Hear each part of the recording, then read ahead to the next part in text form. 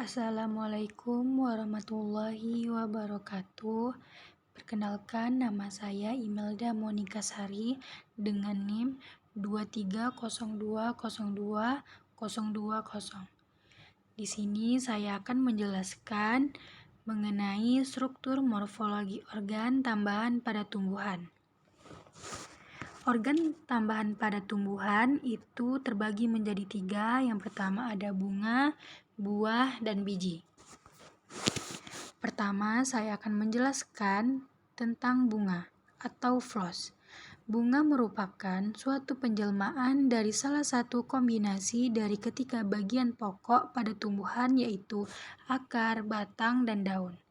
Tumbuhan yang hanya menghasilkan satu bunga saja dinamakan berbunga tunggal atau planta uniflora.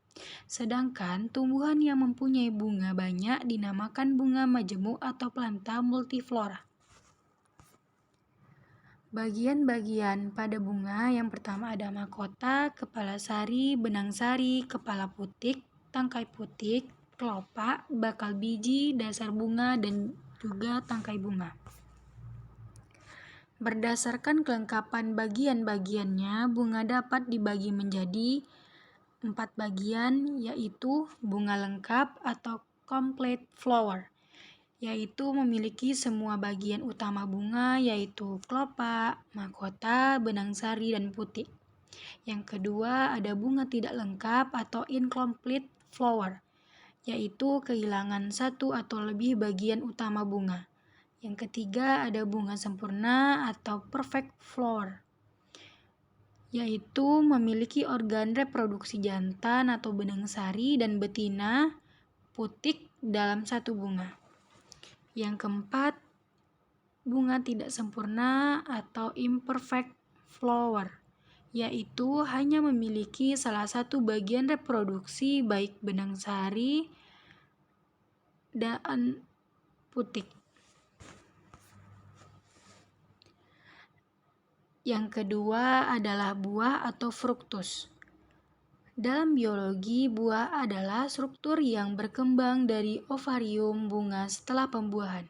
Buah berfungsi sebagai wadah dan pelindung bagi biji yang berkembang di dalamnya, serta membantu dalam penyebaran biji ke lingkungan baru.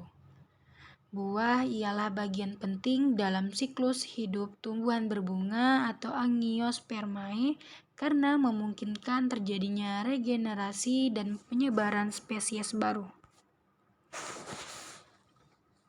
Selanjutnya ada penggolongan buah. Yang pertama ada ikhtisar tentang buah.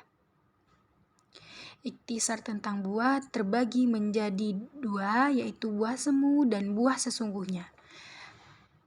Buah semu itu ialah terbentuk dari bakal buah beserta bagian-bagian lain pada bunga, yang malahan menjadi bagian utama. Buah ini lebih besar, lebih menarik perhatian, dapat dimakan, sedang buah menjadi yang sesungguhnya kadang-kadang tersembunyi.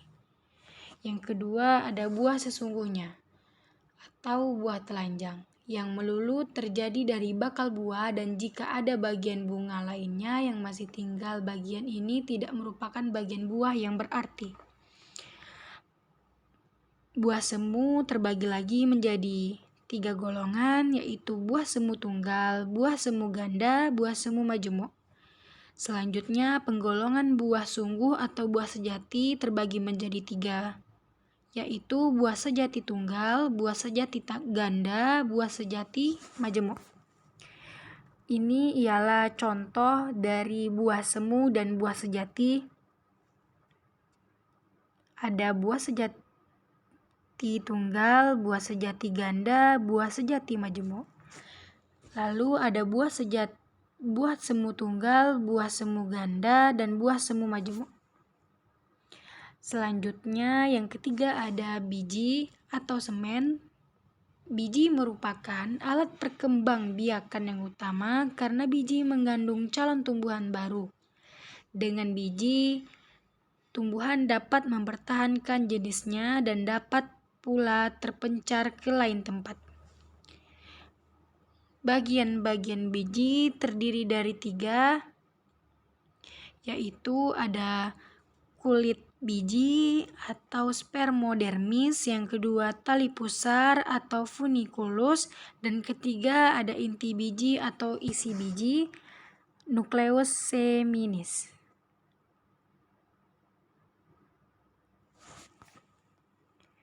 Ini ialah bagian-bagian pada biji. Yang pertama ada plumul, yaitu bagian tunas dari embrio tumbuhan yang akan tumbuh menjadi batang dan daun. Pertama setelah biji berkecambah. Yang kedua ada epikotil yang berada di bawah plumul, yaitu bagian batang kecil yang terletak di atas kotiledon atau daun embrio, yang merupakan bagian pertama yang muncul setelah perkecambahan. Yang ketiga ada kotiledon, yaitu daun embrio pertama yang terbentuk dari biji tumbuhan. Yang keempat ada hipokotil, yaitu bagian batang kecil yang berada di bawah kotiledon dan menghubungkan akar embrio dengan epikotil. Yang kelima ada radikal, yaitu akar kecil pertama yang tumbuh dari embrio setelah biji berkecambah. Radikal ini akan berkembang menjadi sistem akar tumbuhan dewasa. Yang keenam ada testa atau seed coat, yaitu kulit luar keras biji yang melindungi embrio dan jaringan penyimpanan makanan di dalamnya. Yang ketujuh ada hilum. Hilum ialah titik tempel tempat biji melekat pada buah atau biji. Biasanya terdapat bekas penempelan tempat biji melekat pada dinding buah tersebut.